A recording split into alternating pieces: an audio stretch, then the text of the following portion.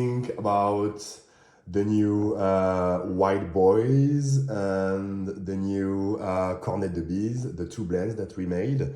That's Montagne Café made. Are you happy with it? What do you think? No, they're terrible.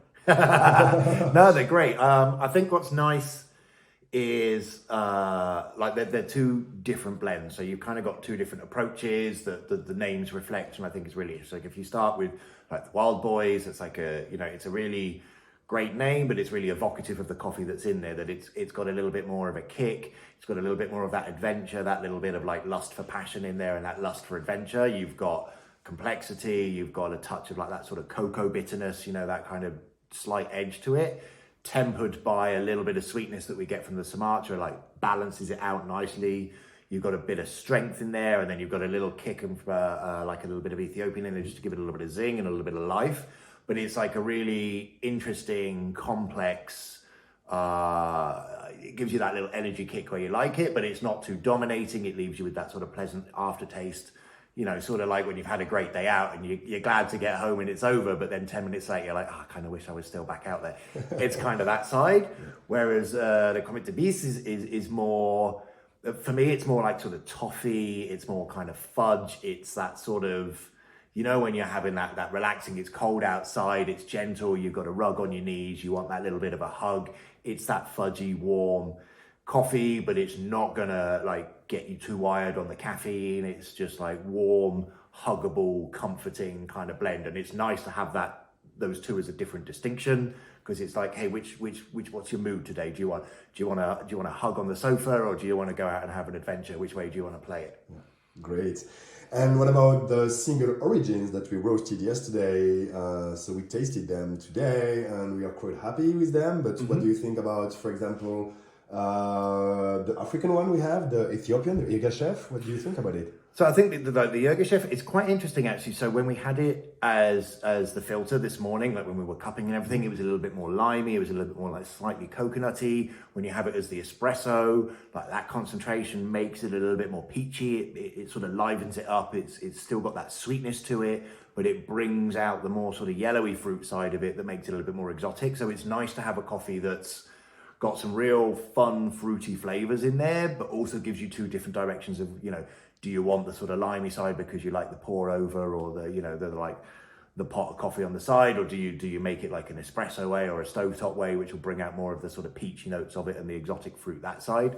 That's really nice, but it's also very sweet. You've just got that fruitiness and the retronasal, like, you drink it, it's sweet, it's fruity, and it's lovely, and then you breathe out afterwards, and it's like, a bouquet of flowers comes out your mouth. It's like, oh, where did that come from? Really kind of, it's like a journey on the way in and it's a journey on the way out at the same time, where you're like, yeah, I really like it. Yeah. And what about our Central American and South American coffee? We have Colombie Tolima, we have the Pérou Femenino, and we also have the Honduras Capucas. What do you think about them? So the Honduras Capucas, I think, is, it's just got all those sort of lovely brown flavors, like slightly spicy, slightly maple syrup, slightly dark sugar, slightly molasses, slightly treacle.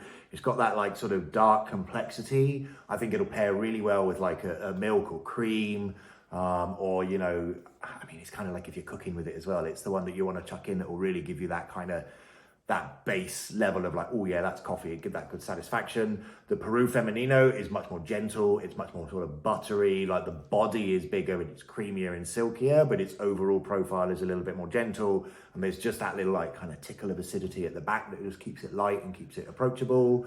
And then you've got the Tolima, the Colombia, that is, oh man, it's like eating a jar of jam, it's like you have that as espresso, and it's just, there's the raspberry, almost like hibiscus, blackcurrant, just super sugary sweet, syrupy, very textural, very, very juicy, like absolutely nails it. Really, really like that one as well. I mean, it's, they're great.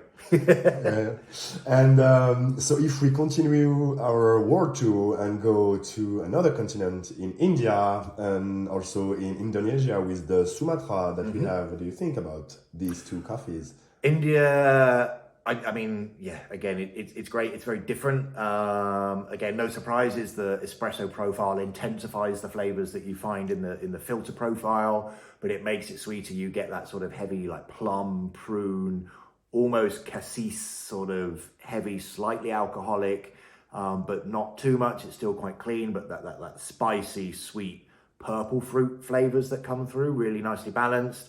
Whereas the sort of Sumatra you go to, it's kind of got a little bit of there's like a little bit of sort of like pineapple-y side onto the back of it. You've got that beautiful grassy sweetness that Sumatra is so well known for in there as well. And then you've also got those levels of like sugar browning that just really give you that sort of satisfying coffee flavor underneath, and it's the perfect combination there. It's just whether do you want slightly fruity sweet coffee, or do you want to go slightly more adventurous plummy spicy coffee and going for the India instead.